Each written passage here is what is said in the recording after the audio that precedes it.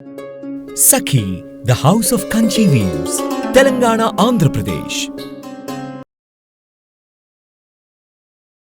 నమస్తే రమగారు. నమస్తే జయ. రమగారు, దసరా నవరాత్రిలో 8వ రోజులో ఉన్నాం.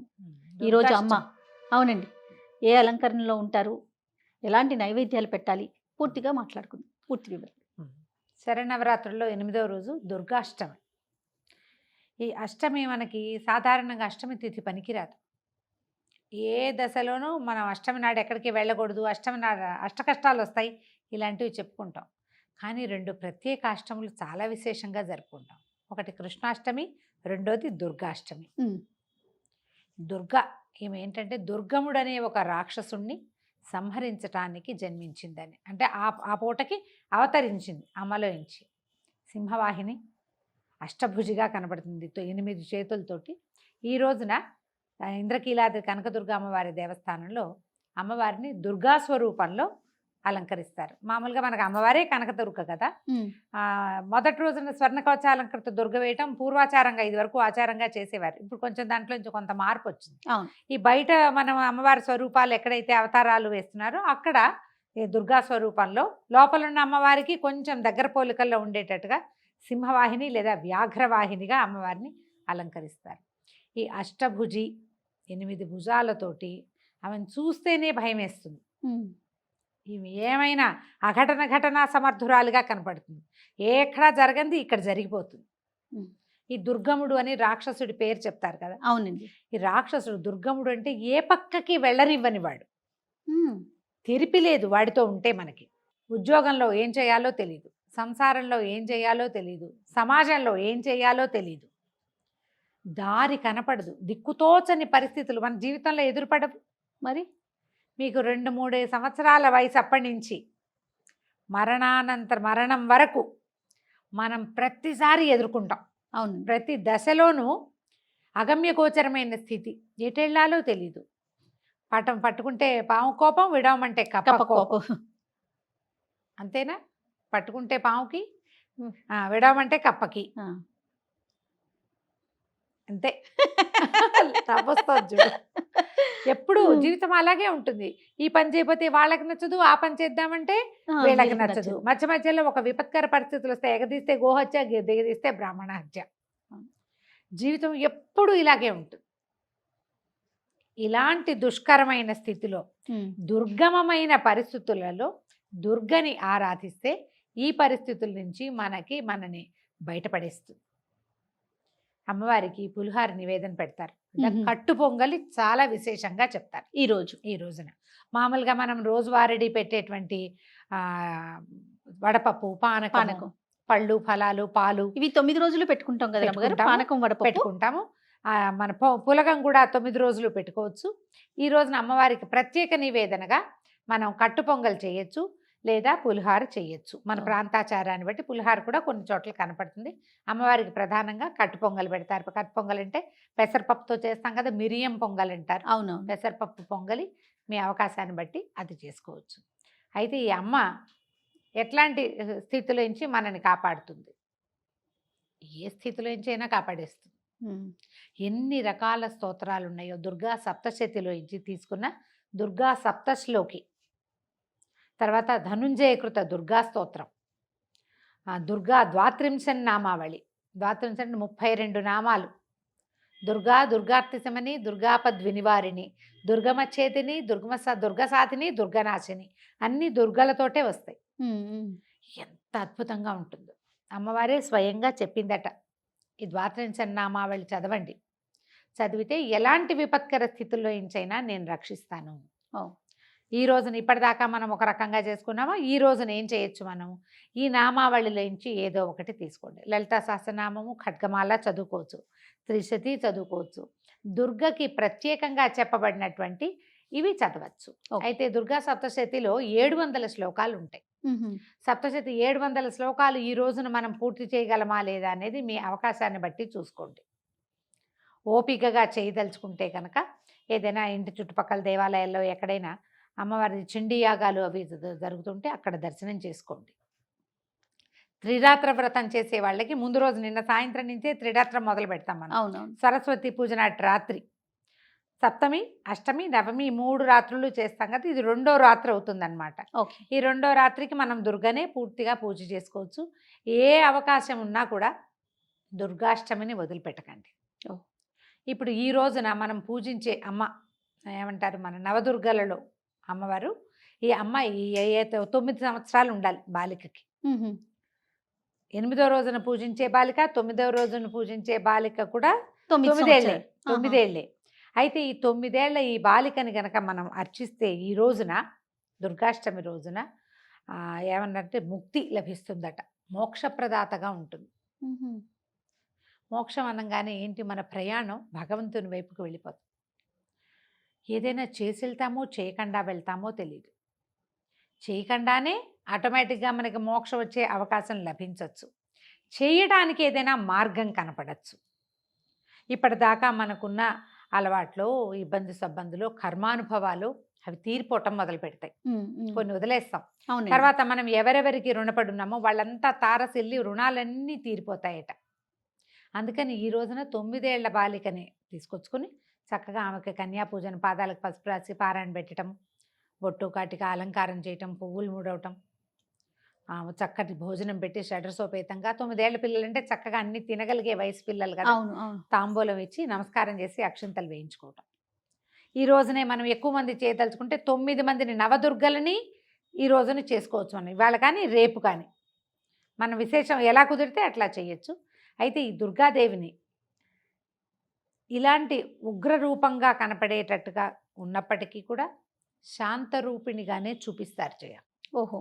ఆమె మరీ పరిగెత్తి మీద పడుతున్నట్టుగా ఉండదు. ఈరోజు స్థిమితంగా ఉంటుంది, సింహవాహినిగా ఉంటుంది. ఓకే. ఆమె అంతటా ఆమె ఆయుధాలు ఏవి మన ప్రయోగ భంగిమలో ఉండవు, స్థిమితంగా ఉంటుంది. నువ్వు కాదంటే వస్తుంది నీ జోలికి, లేకపోతే లేదు.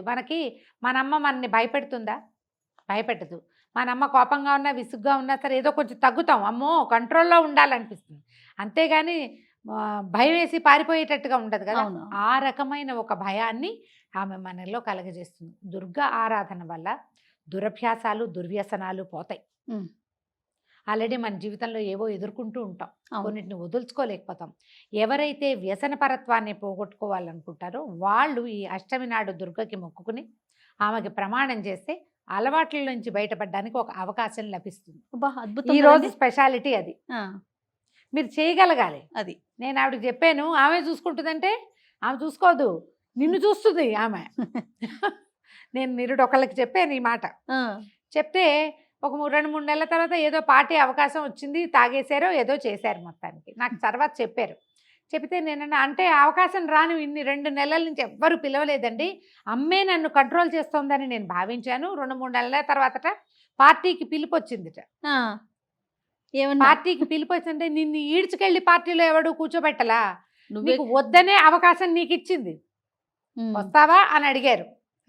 రాను, ఆ అవకాశమే అమ్మ ఇచ్చిందని భావించేట ఆయన. బాగుంది. మనుషులం కదా, ఇంతేగా మనం ప్రతిదానికి అమెండ్మెంట్ చేసుకుంటాం. ఇలా చేయకూడదు. నువ్వు మానేయాలి అని దృఢంగా కనుక నువ్వు భావిస్తే ఈ రోజున నమస్కారం చేసుకోండి, అమ్మకి ప్రమాణం చేయండి. నువ్వు నాకు తోడుండు, నాకు ధైర్యాన్ని ఇవ్వు. ఎవరైనా పిలిచారు, నేను రానని చెప్పే ధైర్యాన్ని ఇవ్వు. పిలుపు వస్తేనే అది నా పిలిపేనని, అమ్మవారి పిలిపేనని భావించి వెళ్ళొద్దు. ప్రతి వాళ్ళు ఈ అవకాశాన్ని తీసుకోవచ్చు. ఎంత చిన్న హ్యాబిట్ అయినా మార్చుకోవచ్చు జయ మనం. అంతే కదా రమ్మగారు. పెద్ద దుర్వ్యసనాలు ఉండాలి కదా, దుర్వ్యసనాలకు అని అనుకోకండి. చిన్న చిన్న బ్యాడ్ హ్యాబిట్స్ కూడా మనకి కొన్ని ఉంటాయి. మాట్లాడటమో, తింటమనో, ఎక్కడికి వెళ్ళకపోవటమో, లేదా ఎక్కడికైనా వెళ్ళిపోవటమో, కోట్లాట కోరుతాను, అవన్నీ అమ్మకి ఇచ్చేయండి. అంతే. ఆమెకి నీకు ఇచ్చేస్తున్నాను, నువ్వు దీన్ని మళ్ళీ నా దగ్గరికి రానివద్దు. ఒకవేళ వచ్చింది అనుకో, అప్పుడు మనం ఇంజలు దుర్గా దుర్గా దుర్గా దుర్గా అనుకోవాలి. ఈ దుర్గాదాస్ కథే కదా మనం చెప్పుకున్నాం. అవును, గాజుల అమ్మవారి కథ. అతను ఏం చేశాడు, దుర్గాదాసు ఆ కథ చెప్పినప్పుడు మనం గాజుల అతను జ్ఞాపకం వచ్చింది. చాలా మంచి కథ అండి.